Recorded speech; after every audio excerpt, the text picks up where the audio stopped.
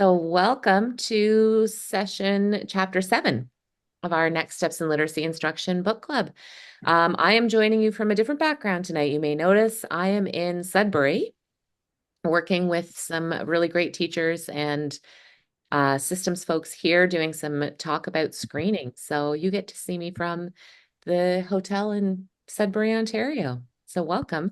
I'm also going to apologize now. My voice is a little off. I've been talking all day, but we're going to get this done. We acknowledge that ONLIT's work takes place on the traditional Indigenous territories. We acknowledge that there are 46 treaties and other agreements that cover the territory now called Ontario. We are thankful to be able to work on this land, and we are thankful to First Nations, Métis, and Inuit people for their care for and teachings about the earth. This acknowledgement reminds us of our responsibilities to our relationships and to the ancestral lands on which we learn, work, and live. And so welcome to session 7 of our book club. And we are going through chapter 7, which is vocabulary tonight. We do have one session left where we're going to bring everything all together and really see how all the pieces that we've talked about individually are going to fit together to really help our readers. I'm hoping to get us into 2 different interactive tasks tonight. So I'm going to get going right away. And the tasks are really good hands-on things. So hopefully we get the chance to get through both of them. So we do have a prize tonight. Our prize tonight is Bringing Words to Life. It's a great book about vocabulary instruction. We are going to reference it quite a lot in our discussion this evening. So that will be available to one of our lucky attendees. So stick around until the end of the session to find out who that is. And we are off into chapter 7. We're going to chat all things vocabulary tonight. If we go to the next slide, we're going to start with a really simple definition of vocabulary. And vocabulary refers to the body of words and their meanings that students must understand in order to comprehend the text. So our vocabulary really, that knowledge is really one of the strongest predictors of reading comprehension. And that's a definition that comes from Literacy How. So although this is the what, that second sentence there about vocabulary as a powerful predictor is really our why. Why do we need to focus on this at all? Well, if reading comprehension, that product or enduring understanding is our end goal, and vocabulary knowledge can serve as a predictor of that outcome, then it becomes really clear why we need to teach it. So it's really interesting to read that as authors note that vocabulary size in kindergarten, it predicts that reading comprehension in later years. The authors also mention that so-called reading slump that we hear about sort of in that grade 4 time period. We're looking at that as being attributed to below grade level vocabulary knowledge, which is going to bring us to our first key takeaway of the evening. And that is comprehension and vocabulary go hand in hand. Strong, well-developed vocabulary knowledge sets the stage for strong and efficient reading comprehension. And if that's not enough to convince you of the key role that vocabulary plays, we have this quote right up here. It's important to recognize that both vocabulary and reading comprehension rely on oral language, and that when they say they go hand in hand, they really mean that this relationship between comprehension and vocabulary is reciprocal. We want to know that stronger comprehenders are also better able to expand and grow their vocabulary. And the authors do make the point in the text that vocabulary instruction should be that ongoing focus all day, every day, and with purposeful and thoughtful preparation for instruction. We saw this next graphic a few weeks back, and that illustrates really the what and the how of this equitable approach to reading instruction. It's here as a reminder that structured literacy is not just phonics. There are several elements or domains of language that we need to be thinking about in our instruction, and when we consider vocabulary, we're referring to semantics. So let's just remember too, and I like to share this anytime I have the chance, that a structured literacy approach is harmful to none, beneficial to all, and absolutely essential to some. Our next key takeaway, we now know that effective instruction goes beyond phonics, but also that effective phonics instruction has to include the teaching of word meanings and not only that sound symbol relationship. It's not just the phoneme grapheme relationship, because knowing a word's meaning assists with accurate and fluent word decoding and recognition. And this is really another why. That sound symbol connection has to attach to a meaning. And we need to do that in order for the word to become orthographically mapped. Remember, we looked at that image of the sheep a few weeks ago? Orthographically mapping a word leads with practice to that word becoming a sight word, an automatized word, enabling that effortless, that fluent reading, which then makes space for comprehension. I also want to clarify a point of potential confusion. When we say that meaning can help us decode a word more quickly, we are not talking about 3Qing. We are not saying that using context to guess the word without attending to its structure or phonics pattern.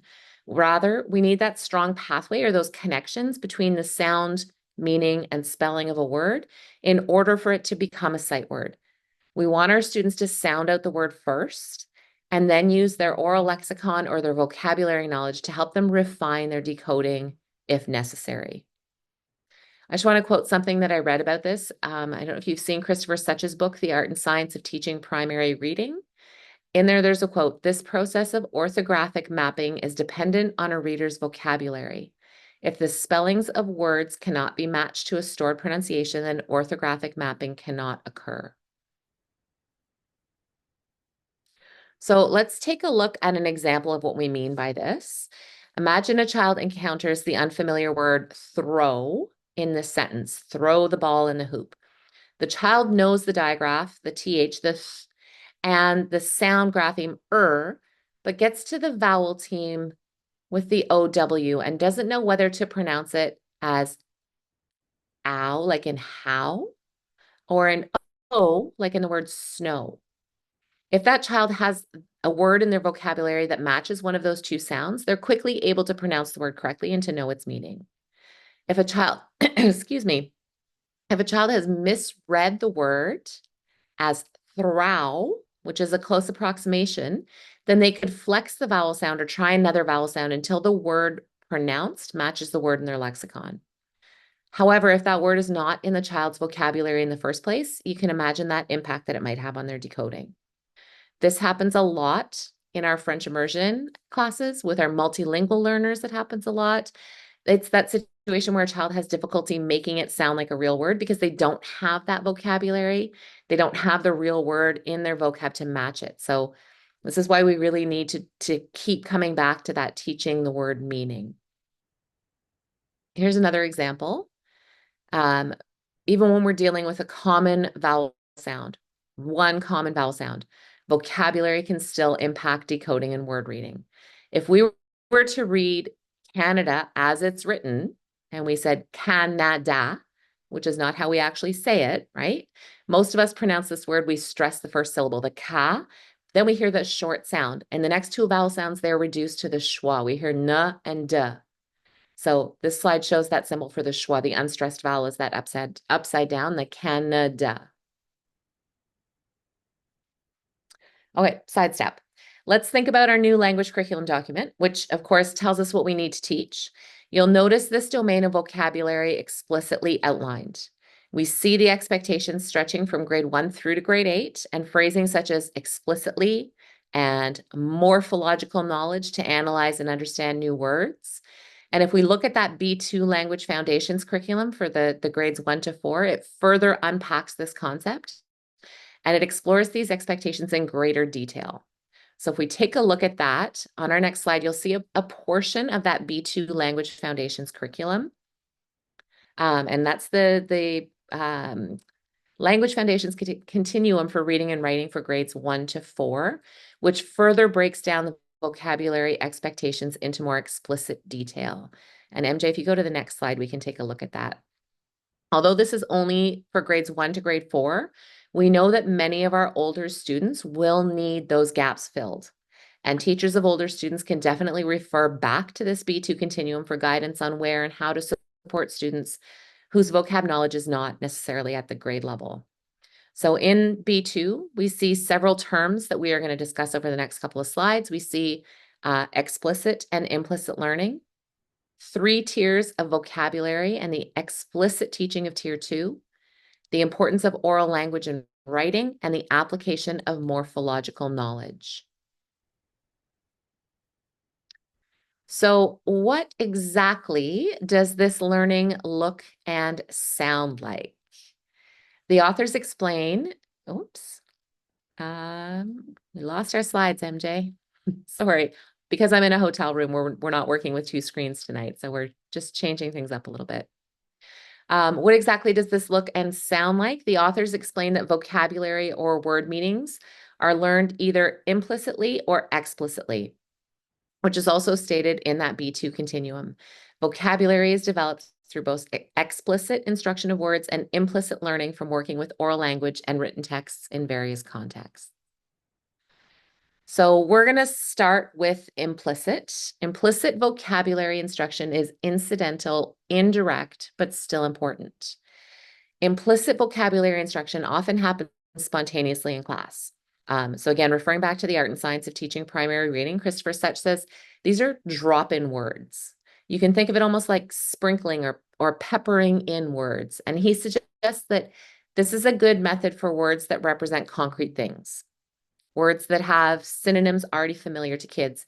And this happens in moments where we are careful not to disrupt the flow. So maybe in the middle of a read aloud or in the middle of a lesson. This incidental or indirect learning instruction is a really great way to supplement explicit instruction, which we're going to talk about in a little bit. So some of the strategies, some of the specific ways that we can use to support indirect or incidental word learning for our students, we can do it through those rich read alouds, including those expository texts, especially for building background knowledge. We can sprinkle in words on the spot.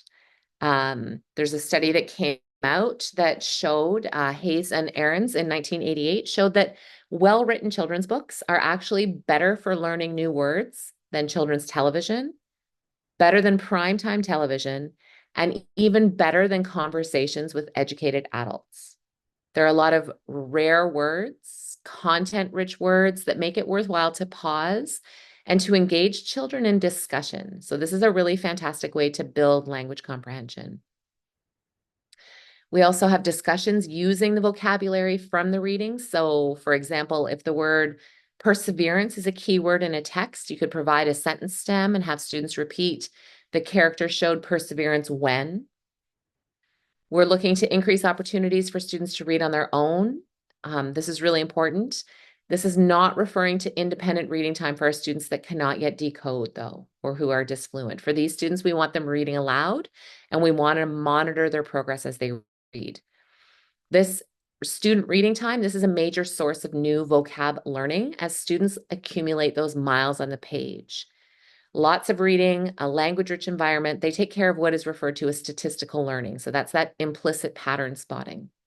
And the development of independent strategies is important because, and I'm going to quote here from Shifting the Balance, once children develop some reading fluency, the prime contributor to individual differences in children's vocabularies is difference in reading volume, even more so than conversational language exposure. And then especially for our lower readers, we're looking for some audiobook opportunities. We know it's harder for those at-risk students to learn incidentally because they are less likely to read independently. It's harder to infer word meanings without background knowledge. So it's really great for these students to have access to age and grade appropriate texts through audio text to avoid that Matthew effect that we talked about, the rich get richer, right? That graph that we looked at.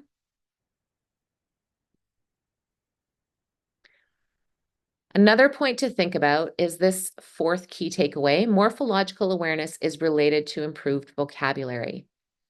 We cannot forget that morphological awareness arms our students with one of the tools they need for independent word learning. And we see this in that B2 Language Foundations continuum under the independent word learning strategies. And the expectation prompts students to learn the meaning of unfamiliar words by looking outside of the word. So ideas like using context, examples, synonyms, antonyms, but then also looking inside the word using that morphological and structural analysis. They use this example in the curriculum document. Ted's backyard was too small, so he wanted to look for one that was more spacious. Students can use that sentence context as well as morphological information about the base word space to determine the meaning of that unknown word spacious. This is included in the B2 Language Foundations Continuum. It starts in the earliest grades. In the K1 column, students are beginning to recognize and use their understanding of high-frequency morphemes. So they start really simply with that suffix S to gain a deeper understanding of words. So the word dogs means there's more than one dog because it ends with the S. We need to remember the value of including morphology in our literacy instruction.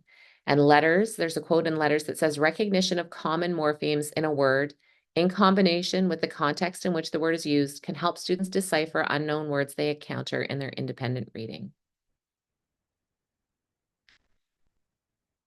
When we shift our thinking from that implicit to explicit or direct vocabulary instruction, we need to remember that it's simply not possible to teach the volume of words necessary through explicit instruction. Building a purposeful environment to allow students to learn vocabulary implicitly cannot be understated. Page 205 of the Next Steps book, the authors here talk about estimates that tell us that with explicit instruction, we can teach maybe 400 words in a school year.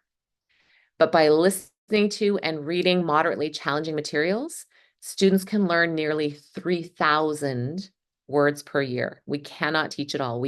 That 400 and that 3,000, that's a big difference. So how do we choose which words we're going to target when time is a hot commodity? And how many words are we going to teach?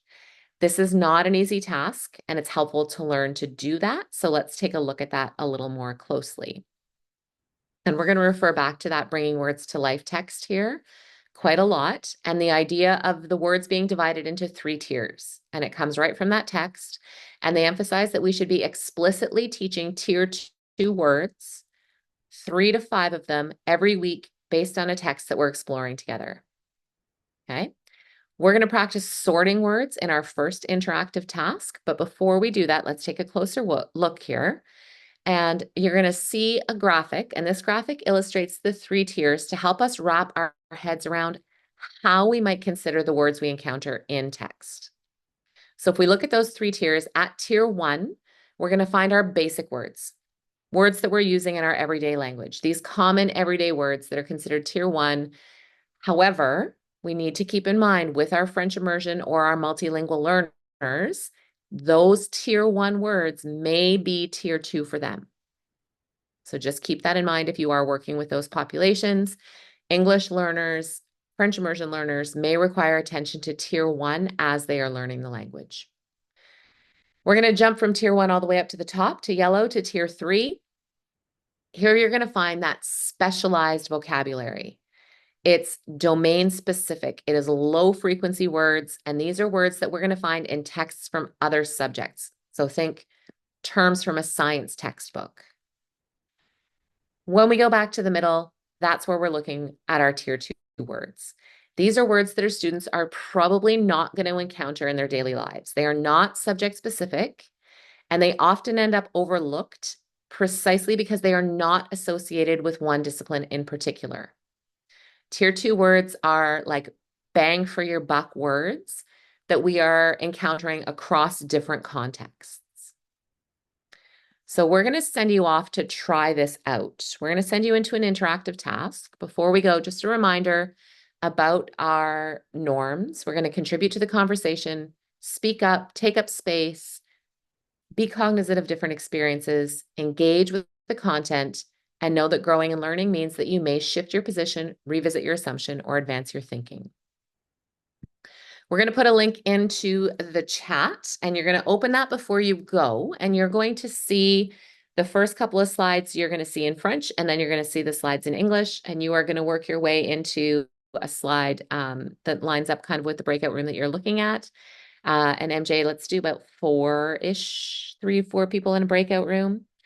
And it's not going to be a long one. We're going to spend 7-8 minutes, and you are going to look at those little boxes of words, and you're going to place them on the triangle as to whether they are tier 1, tier 2, or tier 3.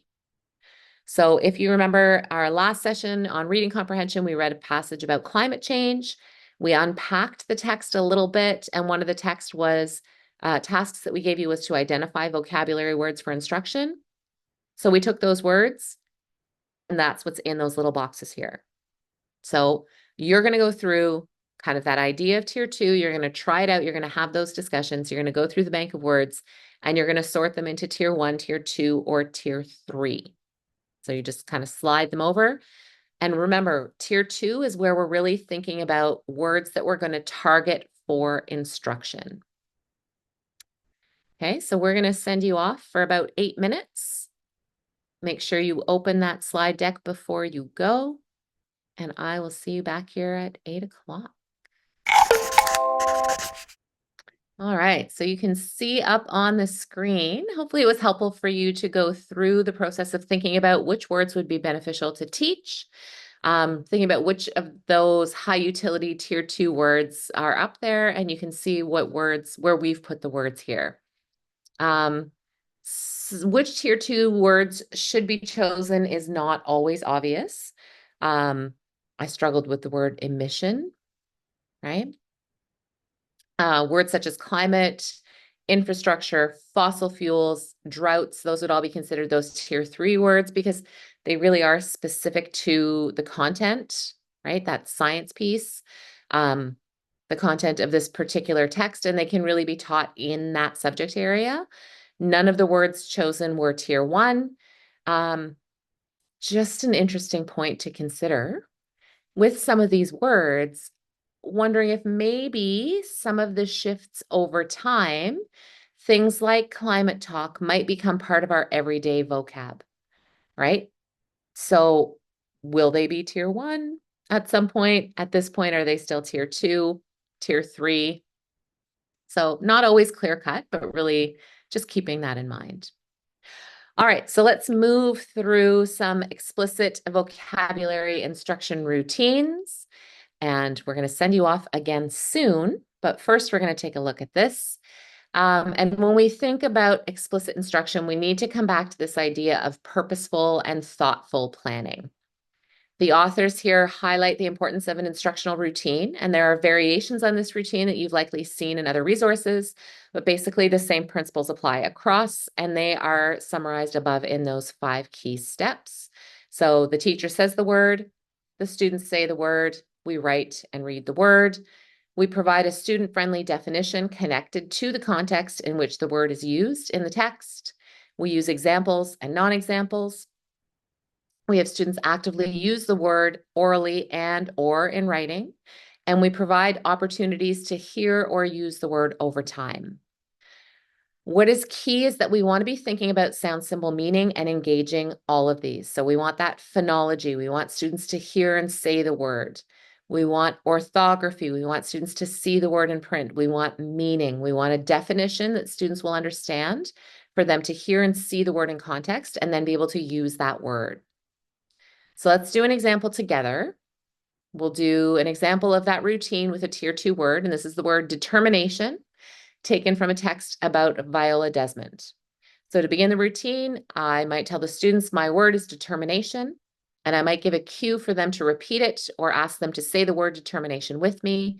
And then I would write the word on the board and I would read it, drawing attention to any known patterns. So I might do a tell for an unfamiliar pattern such as the ION ending.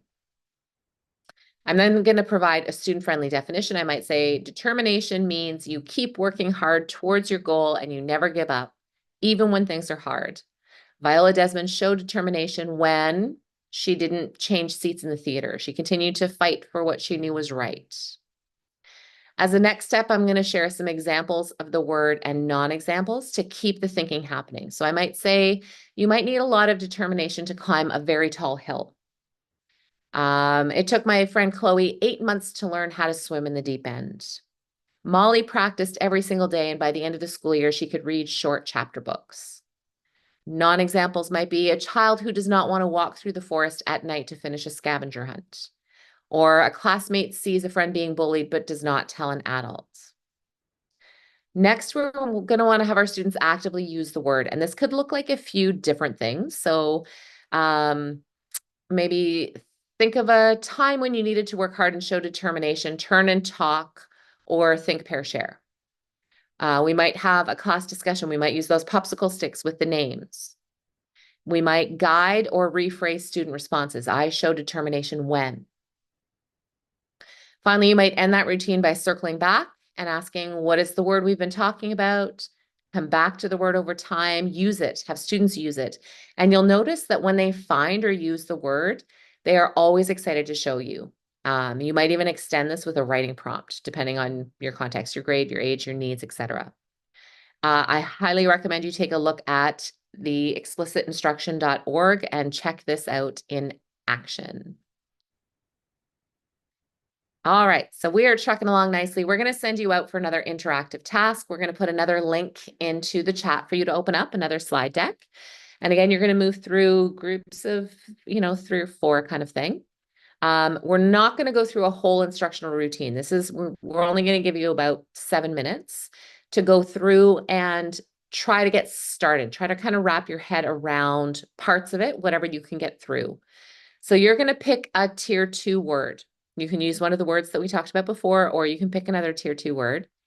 You're going to come up with a student-friendly definition, and you're going to think of some examples and non-examples. All right, so we're going to send you off for about 7 minutes, maybe even 6. And we will see you back here, and I'll be popping in to see what's on your slide. Welcome back. All right, so we are going to wrap it up. We got a couple of finishing slides for you. As teachers, we often observe possible signs of vocabulary weakness. A few things that you might see are listed up on the screen. There's also a checklist on page 211. And if you observe any of these, you might want to dig a little bit deeper with a diagnostic assessment. Vocab skills can be measured through different types of assessments. In terms of classroom needs, there are a few things here. There are a few things suggested on pages 210 and 211. So there's the core vocabulary screening test, and we're going to put a link to that in the chat. It's intended for grades 1 through 8. Students will read the word in the box and choose which of the 3 words that follow mean the same thing. So this assesses purely vocabulary. There's not connected text or context provided. There are scripted instructions to administer the assessment individually or in groups. I have not had a chance to try this tool, but I would love to hear about it, and if you do find it useful. And of course, we have great teacher-created tasks that can provide that excellent insight, especially when taken together with other assessments and with information about the learner's profile. So we're going to come back to the question that we come back to at the end of every chapter, which is, why do we assess? And we assess so that we can instruct. The data is meant to be used to help us teach. And like they say in the book, teach to reach. The magic is in the instruction, as Anita Archer tells us all the time. At the end of this chapter, there is a sample scripted lesson for grade 3, including an explicit routine for the vocabulary word ashamed. As always, there are loads of high-yield strategies and activities at the end of the chapter, and these are categorized according to the 4 guidelines for effective vocabulary instruction that are shared by the authors on page 218. Remember that as teachers, we can only teach so many words to our students. After grade 4, as our students become fluent readers, the major work of learning new words gradually becomes more of the student's task. So we need to prepare our students to be word conscious, to recognize when they come across a new word in their reading, and to know what to do with the word to make it their own. And we're going to wrap it up with this understanding of the critical role vocabulary plays in reading comprehension and word reading. Vocabulary should be a focus of instruction all day, every day. And we do have another share in the chat, I think. The full name of the resource. So the resource is linked right into the chat. So the link is right there if you want to dig a little deeper into that. Okay, so MJ, our winner tonight is, and we will see you back in 2 weeks. So congratulations to Kirsty. It's going to be a great book. In 2 weeks, we are going to come together to wrap up our book study. It's going to finish up with chapter 8, weaving elements together for a lifetime of reading. So I will see you on Wednesday, October 23rd at 7:30 p.m. And I wish you a wonderful evening from a very cold Sudbury, Ontario.